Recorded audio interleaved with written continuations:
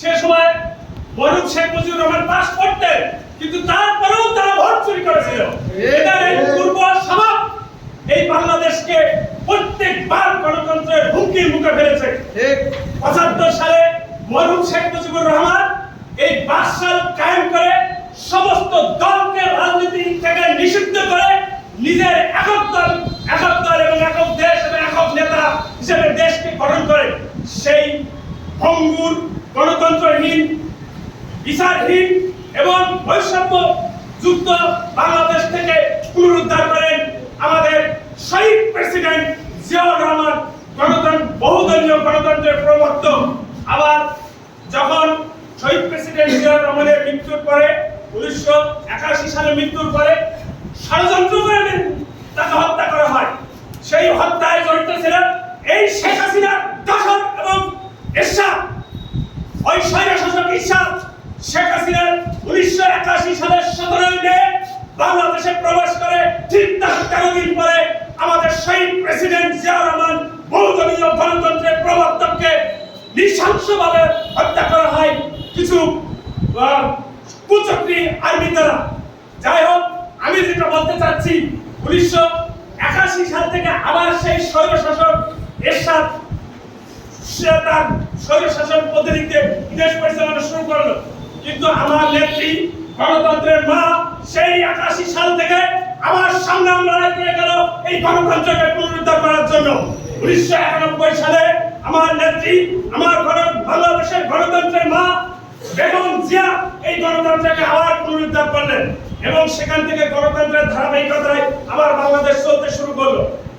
তারপরে আবার কি হলো, 2008 সালে নির্বাচনে এই শেখ হাসিনা মঈনুদ্দিন ফখরুদ্দিনের একটা টক্করে পড়ে গেল। এগুলো আপনাদের জানা দরকার।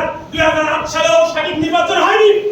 2008 সালে যে নির্বাচন হয়েছে সেটা সবচেয়ে বড় কারচুপি বাংলাদেশের ইতিহাসে।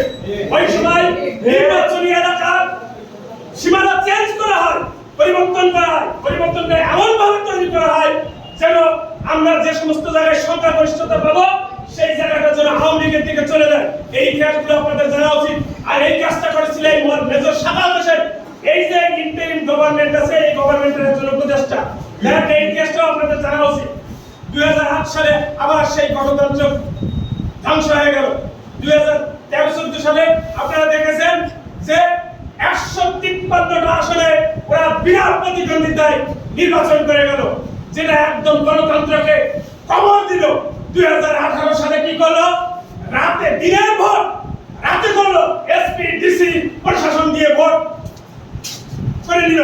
যার কারণে কি আছে, এসপি ডিসি প্রশাসন এই বাংলাদেশের সাধারণ জনগণের উপরে স্টেমরোল চালিয়েছে।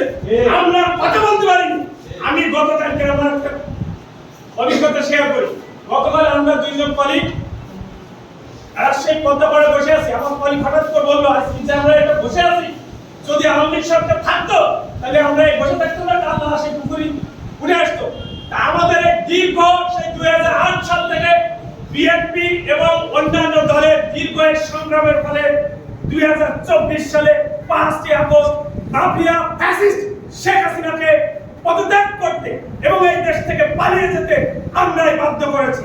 শুধু এই জায়গায় ছাত্রদের ভূমিকা নাই, এটাও আপনাদের জানতে হবে। এখানে ছাত্র জনতা সবারই ভূমিকা আছে এবং এখানে সকল দল শুধুমাত্র ওই আওয়ামী লীগ এবং তাদের দোসর যে দলগুলো ছিল সেই দলগুলো ব্যতীত বাংলাদেশের সকল দলের এই ফ্যাসিস্ট মাফিয়া হাসিনার পদত্যাগ এবং পলায়নের ক্ষেত্রে ভূমিকা পালন করছে। এখানে আমাদের সিনিয়র নেতৃবৃন্দ আছেন, তারা বক্তব্য দেবেন। তাদের বক্তব্য আপনারা মনোযোগ সহকারে শুনবেন। আমি আমার সংক্ষিপ্ত বক্তব্য এখানে শেষ করছি। বাংলাদেশ জিন্দাবাদ, তারেক রহমান জিন্দাবাদ, খালেদা জিয়া জিন্দাবাদ।